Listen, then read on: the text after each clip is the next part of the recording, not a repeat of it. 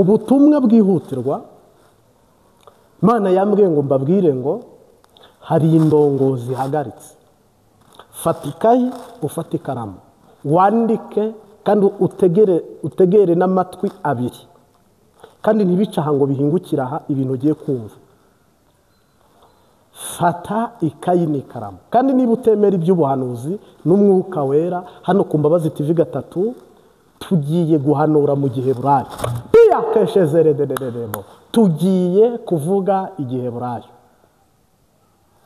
Umenyeshe ko mu ijoro hagiye kuba ku manywa kubera amasasu, musume byinshi byo mu mubiri.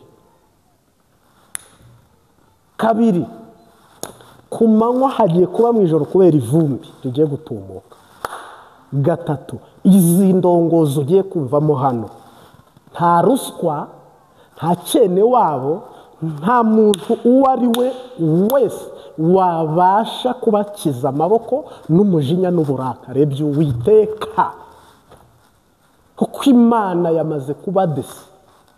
Kandi igihe cy'ibimenyetso tugeze muri 99 n'ibice, kakubwira ngo nta bimenyetso uzongera kumva mpano, ahubwo hasigaye ibikorwa. Kandi nagira ngo ngumenyeshe ko bunyo n'uburozi bumugeze mu bihaha, ishano. Uyu munsi turahanura ibikakaye yenda kutwanga no kudukunda kira mutu na chikapu chake. Uyu munsi rero ndagaruka kuri ibi bikurikira nakubwiye ngo utegere. Yewe ndijwi y'Uwiteka ku Mbabazi TV 3. Nge nahamya Imana yaduhagurukije kadusuka amavuta mu ruhanga, yubahwe ibihe byose. Ntabejya ahubwo izina ry'Uwiteka rihabwe icyubahiro. Kandi ubu buhanuzi ntabwo ndi guhanura ngo unyemere, oya. Nimpanura wemera uwantumye, nanjye buryo urabunyemeye. Nunapinga ifatikanye na shitani ku mugaragaro, nabyo ni amahoro, amarembe, amahoro masa. Rero hari igihe dutambutse ubutumwa tugatambutsa ubundi, ubu ni umwihariko, ni umwimerere. Sendi dede ijoro ry'Uwiteka ribagezemo. Kandi kunyuranya indimi hagati yanyu kubagezemo. Kandi urupfu rurinjiye muri sendi dede FDD. Urupfu rugize gute? Rurinjiye.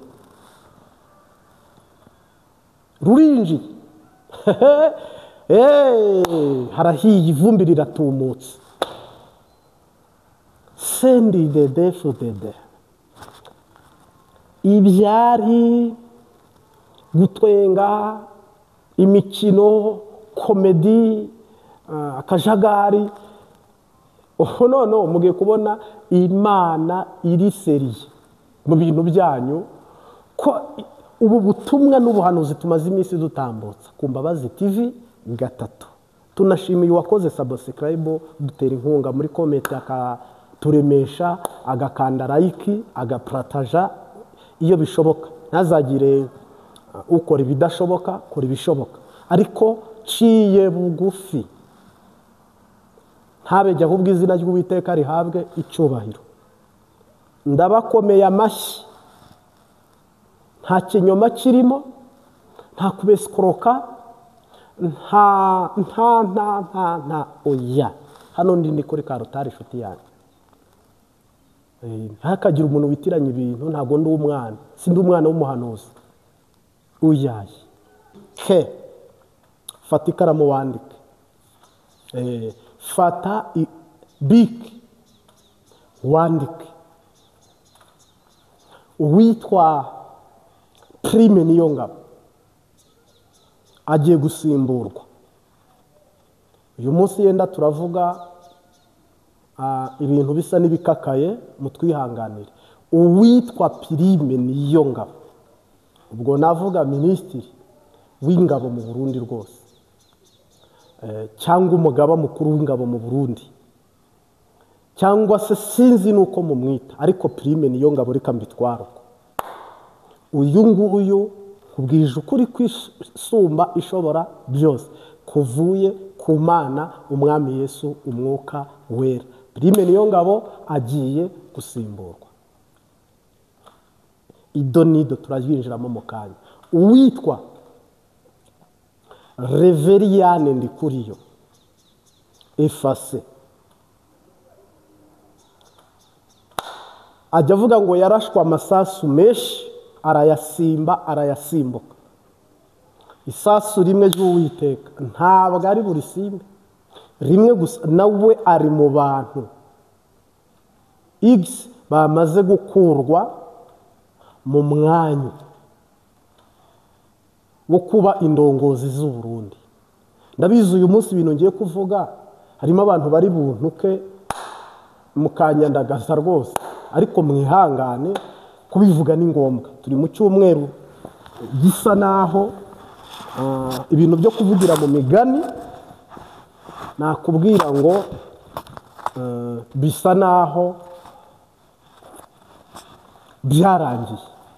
Mbere twavugiraga mu migani hakiriho kwihana. Nibandanyirize uwitwa Bunyoni arenga iyome, Mana Nyagasani ufashe n'ukuri.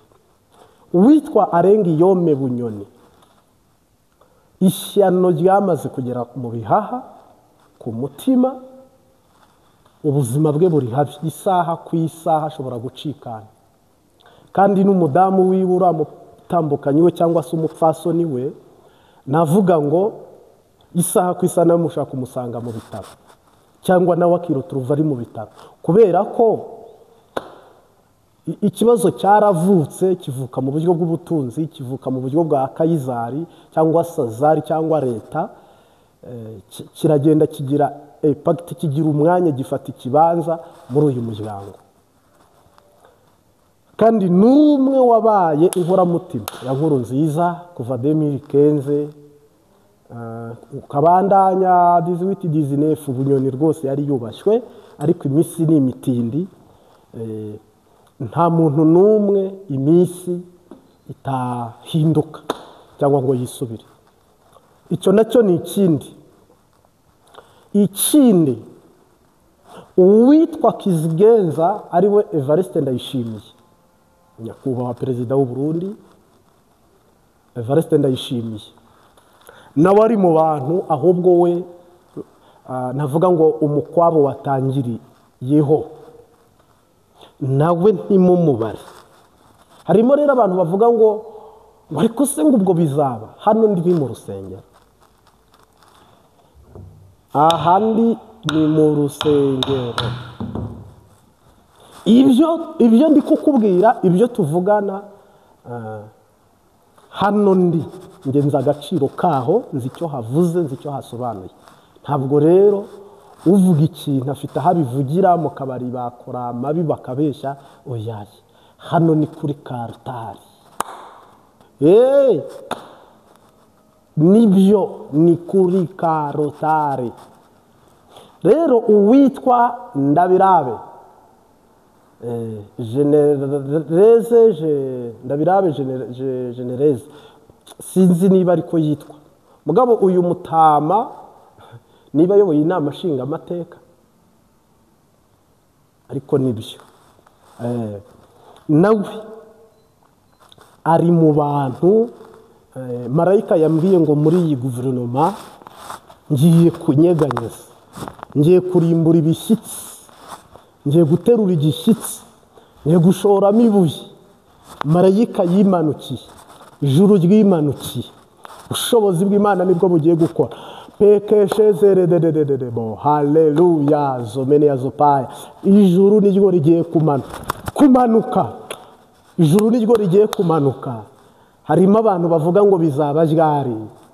Fata bike, fata ikaramu wandike buno tuvugana mu butumwa bwihutirwa. Harimo abarundi ngo barushye, ngo bavuga ngo tuzatabarwa ryari, bizaza ryari. Amakuru ufite, hari marayika wamanutse yururutse ibyananiye abantu, ibyananiye siyase, ibyananiye abahinga, we arabikorera kwiyubahisha ku bw'izina rye. Narababwiye ngo Yesu ni mudahusha. Ku Mbabazi TV 3 ubanka wemera, nta giturire, nta ruswa, nta kujurira, ariko nta ngoma igihari. Byunyutse tiya abokeshe ingoma yarangiye. Indirimbo zirashize, magambo ashize ivuga, igifaransa kirakamye. Ndabizi ko umunsi muri buntuke nyine abagwanya Uwiteka, kuko sije murwanya gikurungwanya ntibisanzwe.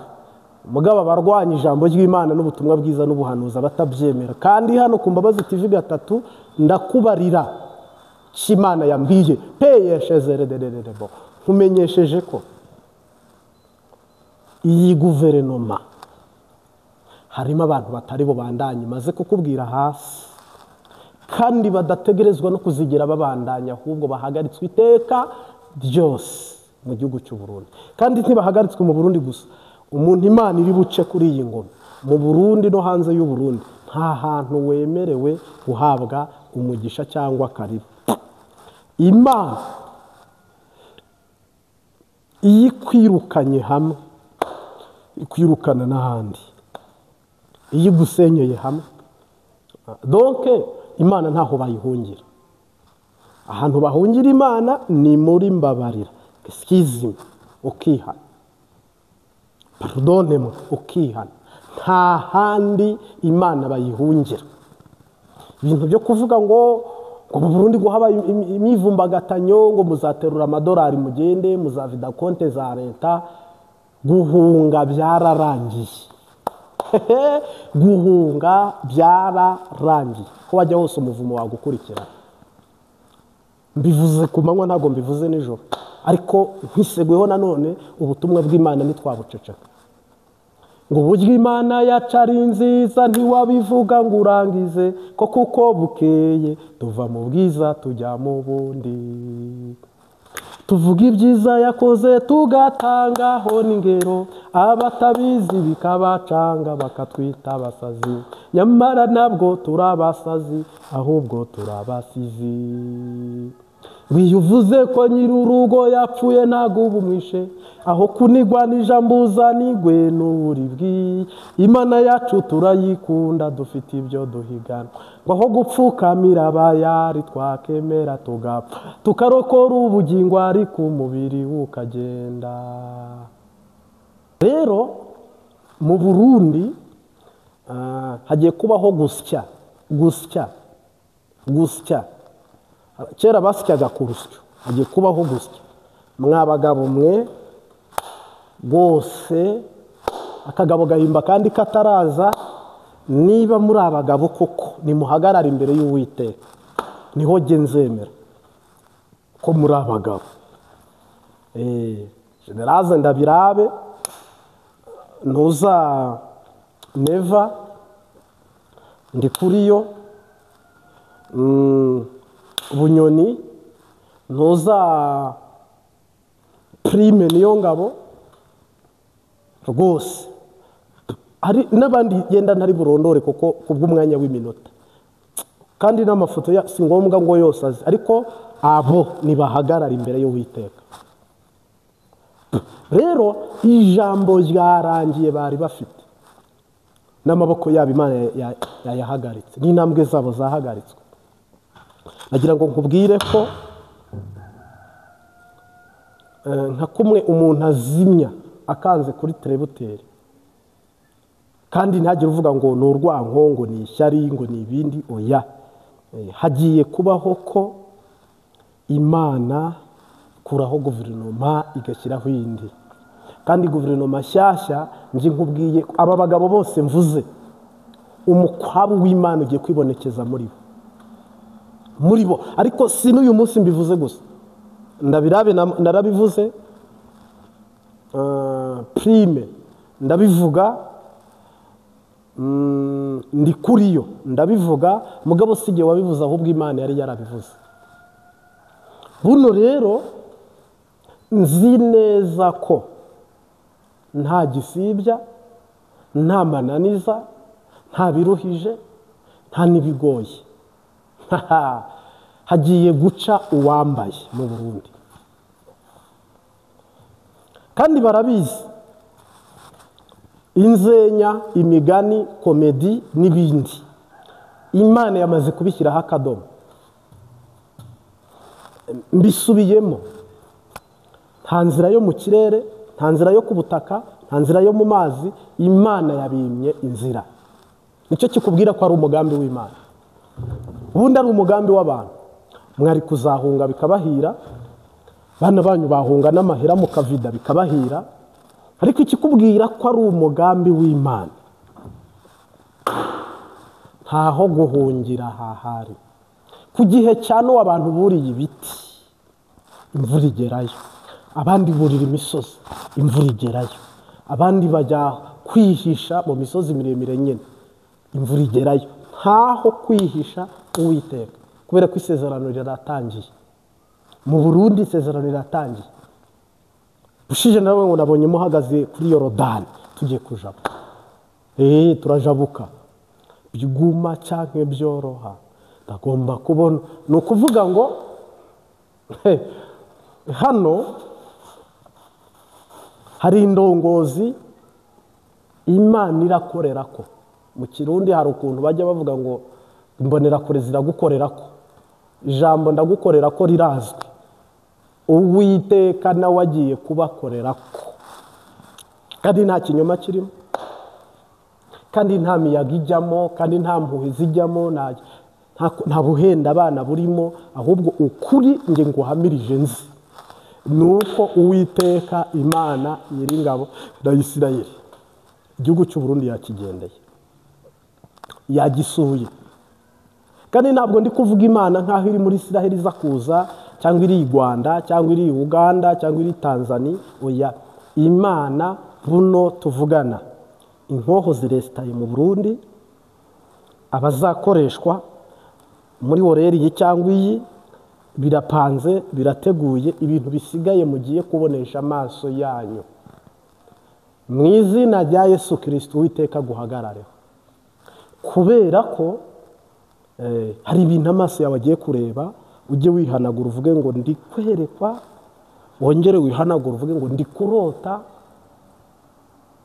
Iyi ni Imana, ni Imana nshuti yanjye, ni Imana muvandimwe wanjye, ni Imana. Mwere kwitiranya ibintu. Harimo n'abavuga ngo amatariki yaturenganye. Nta amatariki yarinze kuri wowe. Imana yatubwiye ibimenyetso, kandi ibyo bimenyetso byose byarabaye. Yarimo bambwira ngo 20 ngo habaye iki, ngo itariki zinizi. Niba utarabonye ibyabaye, sorry, ntabaga amaso y'abantu bose azabona Kristo, ariko abafite amaso yo kumubona ndisiri ko bamubonye. Muri uku kwezi Imana yavuzemo ibimenyetso bimwe byarabaye, ibindi biri kuba. Dushigaje ahubwo kubona ibiri byo, kuko ibimenyetso birangiye isezerano rirasohora. Ubu rero tugiye kubona isezerano risohora, neva avuyeho, guverinoma yose bayisheshe, hatangiye indi guverinoma, abantu bashya n'ibintu bishya kubw'umwami wacu Yesu Kristo. Tuzoba kuri ya ngoma, tuzaba kuri ya ngoma, imibabaro nishiramana. Tuzoba kuri ya ngoma, tuzoba kuri ya ngoma, tuzoba kuri ya ngoma, imibabaro nishiramana. Tuzoba kuri ya ngoma, tuzoba kuri ya ngoma, tuzoba kuri ya ngoma, imibabaro nishiramana. Tuzoba kuri ya ngoma. Ntabwo jyewe ndi umuhanuzi ugira ubwoba cyangwa utinya, oya. Ndi umwe mu bahanuriye Nkurunziza Pierre, kandi birasohora buno vuba. Ndi umwe mu babwiye Yago TV show, ujye mu biganiro by'urebe ko atashimiye, urebe ko bitasohoye. Ubwo yahungiraga i Buganda, naramubwiye ngo abakurwanya bamwe gereza, abandi mu bitaro. Uwitwa Sabe ntiyagiye mu bitaro, undi ubu ntari mageragere si mu Rwanda se, si abajournaliste se, abandi si aba youtubers. Ntabwo rero twe duhanura kubera ko tubizi, twabimenye cyangwa tukwanze cyangwa tugukunze, ko dutanga imburi kare. Mucukumbure mu biganiro twakoze, Sarongo afungwa narabwiye ngo mu Rwanda hano hari umupfumu shitani yazamuye agera ku gasongero ko kwiba, gupfumura, donc gukora imirimo ku mugaragaro. Ntibamufunze se? Ntafunze, sinamubwiye bagiye kugufunga. Ntabwo rero guhanura ari ngombwa ngo nze mfite imodoka ngo nibubyemera, nze nambaye ibi, nze mfite indigera hariya, nze mvuga Gifaransa cyinshi, donc vraiment quand même oyaye. Niba Imana iri muri gi, Bibiliya ivuga ngo niba Imana iri mu ruhande rwanyu, umubisha wanyu ninde? Bino ndi kukubwira rero mu Burundi ntabwo muzi Imana yinjiriye, ntimuzi aho ibyagiye, ntimuzi umunota, ntimuzi isaha, ntimuzi umunsi. Harimo n'abambwira ngo ese dusume byinshi, Yesu araza nk'umujura ntabwo ari buze ngo atange itangazo ngo saa 2 z'amanywa ndabamageze cyangwa z'ijoro. Imana yabahaye amarenga, bacira imigani, iragoragoza, abumva barumva. Muzi neza ko bugiye kwira hari ku manywa kandi bugacya hari nijoro. Urumuri rw'amasasu rugatuma ijoro riba amanywa, umwotsi w'ibisasu ku manywa bigatuma haba nijoro. Uyu munsi wa none rero harimo igihe mvugishwa jewe Marti ndigiye, ariko ko uwantoranyije, uwambabariye, uwampisemo akasuka amavuta mu ruhanga, nkurahiye ihoraho, nta kushidikanya, nta kwihenda, nta kwibesha. Niba duhanura mu izina rye, tugakora mu izina rye, nimurorere igitangaza mureko mutakibona. Kandi vuba, ntabwo nimutse, ntabwo mpinduye ibiganiro, nuko gusa abantu mubitwara nabi. Bamwe yenda bakaba batanabisobanukiwe, akabyumva mu matwi ashyushye, akabyumva avuga ati ubuse iyo tuba turi kumwukasobanurira neza niko ubuhanuzi bugenda. Umuntu araguhanurira ntubyumva, ukazabyumva bisohoye, ukabyemera ubibonye ibintu nk'ibyo. Kandi igihe sinkeneye ko munyemera, ni ukuri narabibasabye. Arimo abambwira ngo nibisohora tuzahita tukwemera. Nta masezerano ufitanye n'abanyemera n'abanyanga isezerano ndifitanye na Kristo. Noneho abanyemera ni bene data, ni bene data bo mu rusengero, kuko Yesu ntagira bene mama, agira bene data. Twese tuvuka ku mugabo. Abo sije mwemera, mwemera Kristo wantumye mukamwizera. Kandi nanjye ntabwo ubutumwa ndi kubuvuga ko mbuvuga ku bwa Kristo wantumye kuri mwebwe. Peyeshezere bo. Hari ijambo yambwiye rikomeye cyane, risumbya agaciro inzahabu. Hari ijambo yambwiye rikomeye cyane, risumbya agaciro inzahabu. Abarundi bahagaze hehe? Muri mu kirere cy'amasezerano. Ese mufite amaso yo kubibona, mufite amatwi yo kubyumva? Sinzambiri kuvuga mukayumva? Ese aho nimwagize ngo turimo turateretana, turimo turafashanye ibintu byo kuyaga ngo kubarema, oya, ntabwo igihe cyo kubarema agatima cyararangiye. Ahubwo iki gihe nge ndi kubabwira ko Yesu aje gushyira mu bikorwa ijambo yanyujije mu kanwa k'umuhanuzi urenze umwe, kandi utari Marite gusa, nanjye ndimo. Nabwiye ko Imana yantoranyije nk'umuhanuzi wa nyuma. Hagize undi muhanuzi uzi nyuma yanjye, muzambwire muti waravangiwe, nzabyemera, saba imbabazi nintanazisaba. Umugabo nuwemanga ijambo yavuze, nta wundi muhanuzi uri inyuma yanjye. Aba bandi bahanura utuntu two ku ruhande, harimo abana b'abahanuzi nyine bagenda bavuga utuntu ngo mbonye Agatorwasa, mbonye Bunyoni, mbonye naka, Imana yambwiye. Biriya simbyitaho, n'ibyo abana b'abahanuzi baba bari kunyuranwamo kugira ngo mucanganyukirwe. Imana ihagurutsa abahanuzi 50 igashyiramo umwe witwa Mikaya. Wowe rero udafite ubushobozi bwo kumenya Mikaya, ihangana abahigi benshi bayobye imbwa. Mu bahanuzi 100 hazamo Eliya, akavamo ari umuhanuzi, abandi bakaba abana b'abahanuzi. YouTube rero ifiteho abana b'abahanuzi utabara. Nge ntabwo ndi umwana w'umuhanuzi. Ubutumwa afite nyirabwara bwemanga, nanjye ndabwemanga ko ari ubutumwa bugiye gushyirwa mu bikorwa. Ndabivuga nka generali mu mwuka, ndabivuga nka generali mu mwuka. Kandi ndabivuga mu gihe burayo. Ucyumva amen, saliyuti. Utacyumva kira mutu na kikapu cyake. Mukanya ndabizi neza, narababwiye ibya mbere biraba, bamwe murashima, n'ibya kabiri biraba, n'ibya gatatu biraba. Kubera iki se? Muzampindirike kuri iyi YouTube, kuri uru rubuga rwa YouTube twese tubaho. Hazagira umuntu kuri WhatsApp ambwira ati naka yahanuye ibi ku Burundi birasohora. Uzanyohereza iyo link, ariko jewe jya muri video zanjye nuburamo ibintu birenze 10 bimaze gusohora. Kandi uhereye mu kumunani, kuko mbere yo mu kumunani narindi kutanga imburi, dusaba abantu ko bihana bezwa, dusaba CNDD-FDD ko yahinduka yakizwa. Nyuma yo mu kumunani Imana ifata decision y'urugi rw'imbabazi irarukinga, ivuga ko ibisoje birangije. Igihe cy'ibimenyetso rero ubugewe kirarangiye, kiri muri nejo bundi yaba 99 rwose. Ubu harabura ibice ngo 100 byuzure ibimenyetso. Sizongera no kukubwira ngo ikimenyetso.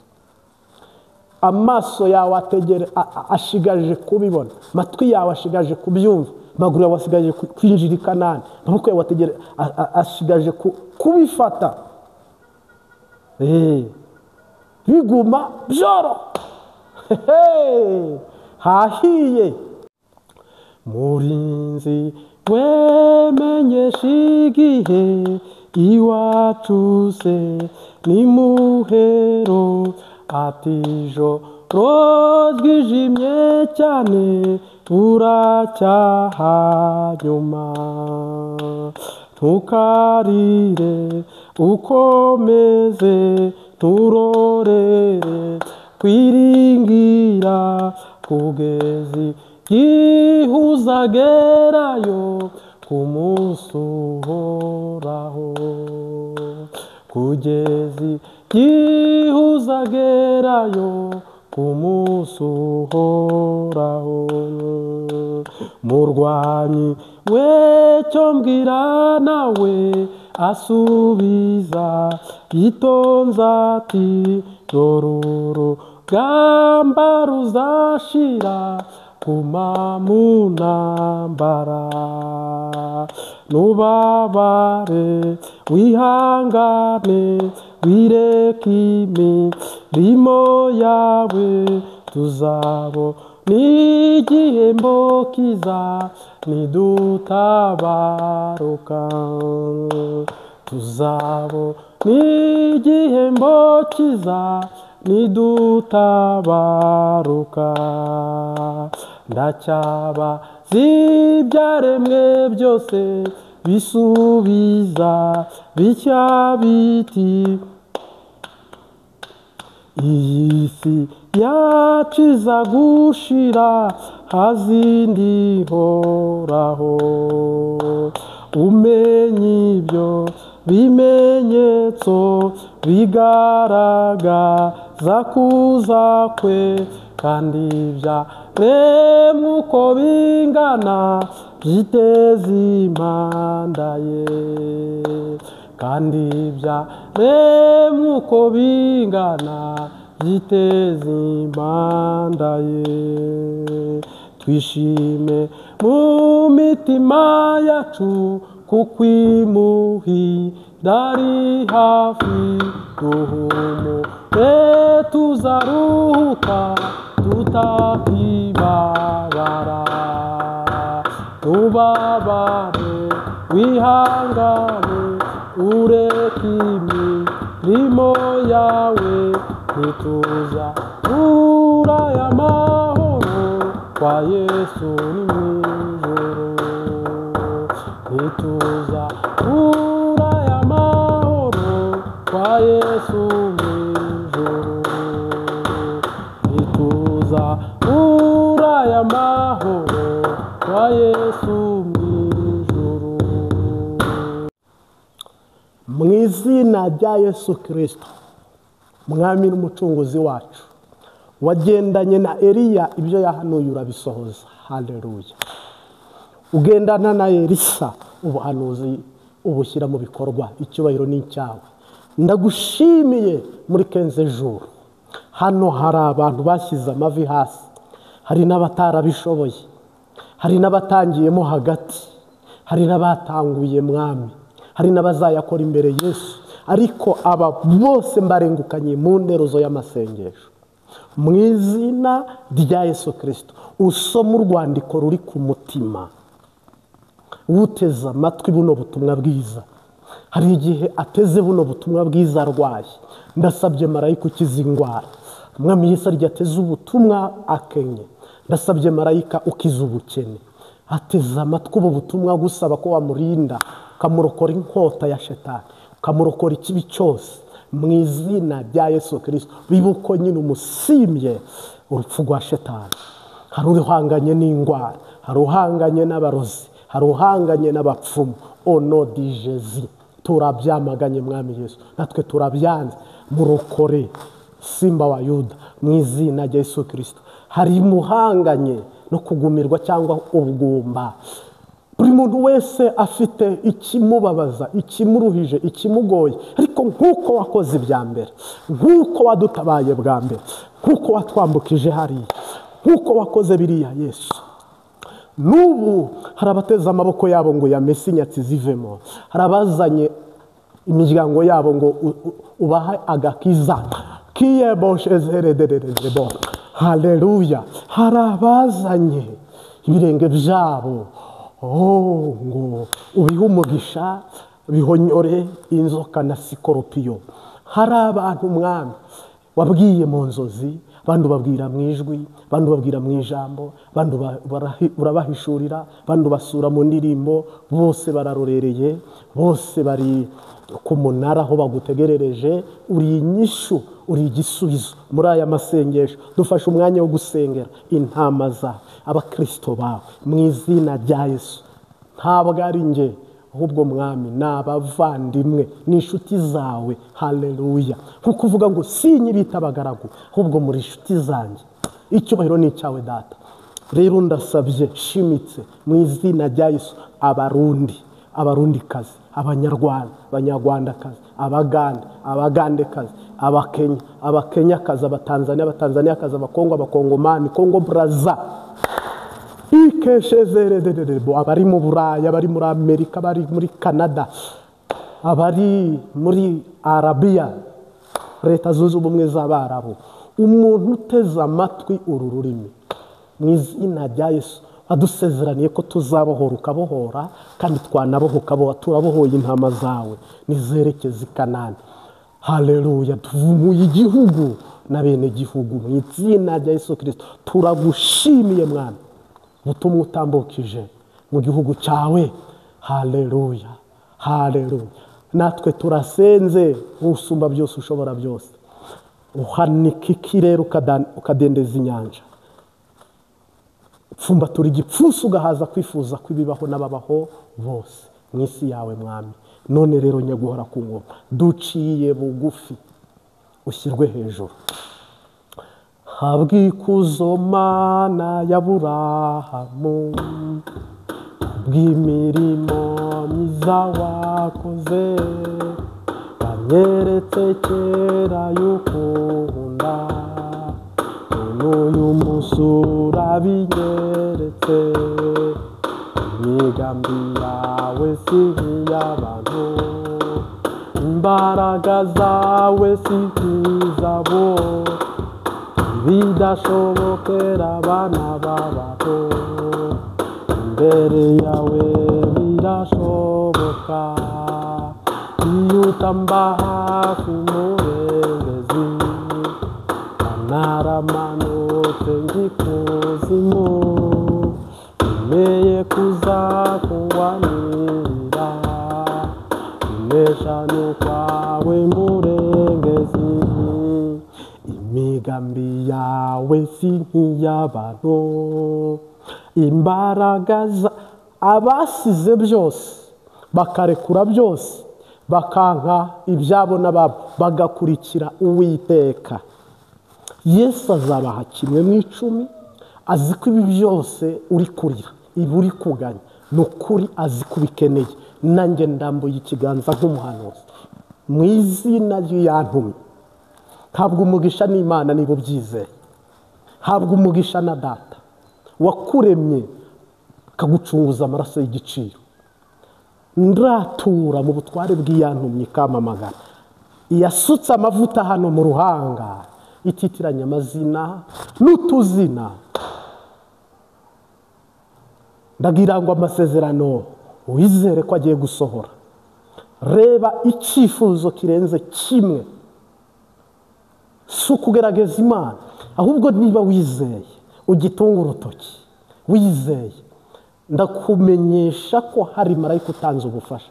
Hano hari abantu bari seriye kumva buno butumwa, hari abantu bari seriye gutangirana natwe iteraniro bakarisoza. Nta muntu ugendana n'umuhanuzi ukwezi, amezi 2, amezi 3, kandi ibyo bintu byemera ubyumva ngo ubure umugabane ugabana.